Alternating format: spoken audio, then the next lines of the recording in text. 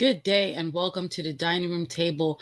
Partial building collapse in the Bronx. New York City Mayor Eric Adams is doing a press briefing with members of his administration. At the time of taping, I can say that it is a great miracle that they don't have any one injured. And we're going to hear from Mayor Adams and his team as to what they know so far in regards to this building.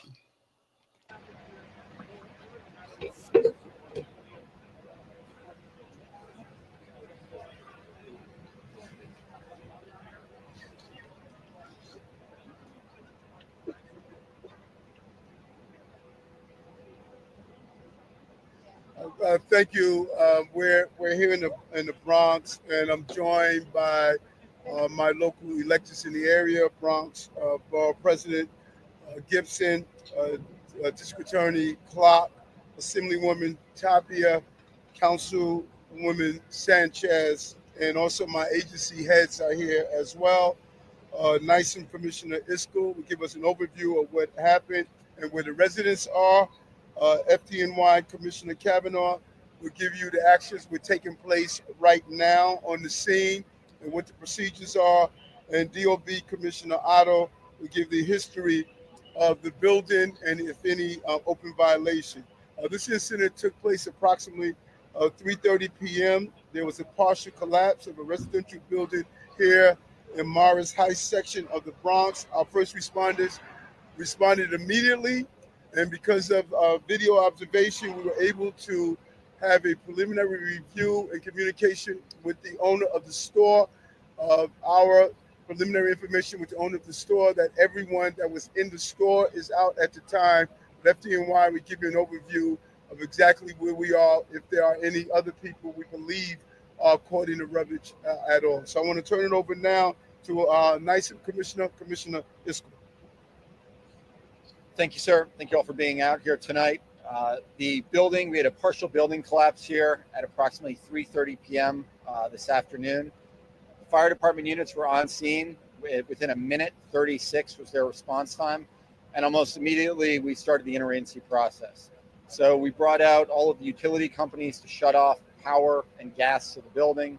We have Red Cross that is out here helping us to assist with individuals. NYPD is on the scene, keeping everybody safe, cordoning off the area. Buildings, HPD is doing their preliminary investigations into the partial building collapse.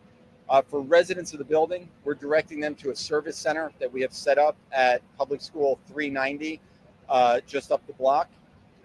We will have a service center there. We also have the MTA out here with 4 warming buses for residents who need it. So there's a real collective effort that's taking place out here to serve the needs of the people who live in this building and this community as we go through this process. But again, any residents that need a place to stay tonight, please go to PS 390. We will have teams there to help find you a place to stay for the duration of this event. And now I'll turn it over to Commissioner Kavanaugh, who will discuss some of the search and rescue operations and life safety part of this operation. Thank you. Thank you, Zach. Thank you, Mr. Mayor. I think it's really important to enforce that this is an ongoing operation. So our members behind me as we speak are still conducting search and rescue, and they will do so until we either find someone or confirm that there is no one under that rubble. So as Zach mentioned, our units were here in under 2 minutes, and all of our specialized training and resources that we have for an incident like this have gone to work. We have our drone up, surveying the area, seeing if we can find additional information about potential patients and areas of potential instability. We have our canine unit here helping us search for potential victims, and we have all of our specially trained firefighters, tactical units, collapse units, and our EMTs and rescue medics who are trained specifically to treat someone in a collapse. So this is an ongoing operation. I'd like to ask Chief Hodgins to add just a little bit to that. But this is going to be ongoing for a few hours until we find someone or confirm that there is no one here.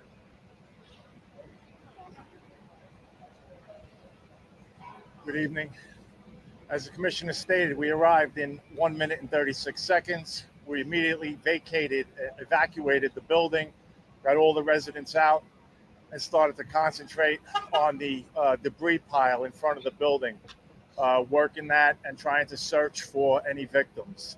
We had dogs do searches, and at this time, we are, that is our main objective, is to get to the bottom of that pile. We'll be here until we're down to the street level, just to make sure if there are any victims under there, hopefully we could get to them in time. But it's an ongoing operation.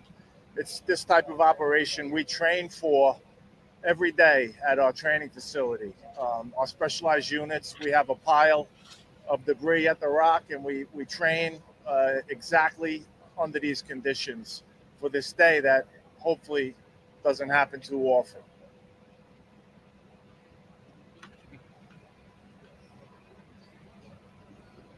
This is a 1927 building. It's 7 stories. Any building that's higher than 6 stories falls within the jurisdiction of our facade law in New York City. These folks, the owner of this building, submitted their most recent report in March of 21. That report did find unsafe facade conditions, 7 of them. Mortar that was deteriorating, cracked bricks. There is an active permit, a permit that's valid until next summer. Work was being done on this building as recently as a few days ago. I know you'll be interested in the history of the building in terms of violations.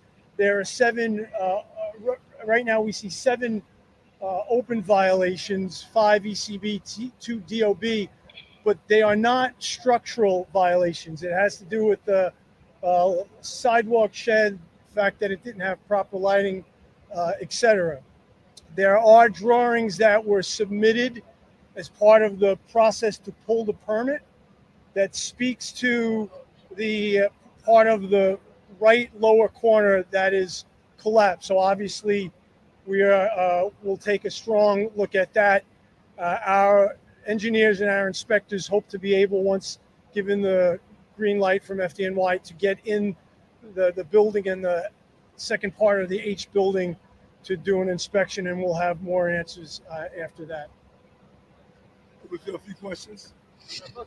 So we won't listen to the questions because the questions, I believe that the mayor and his team answered most of them. So here you have it. Partial building collapse in the Bronx, New York City, and the mayor's statement.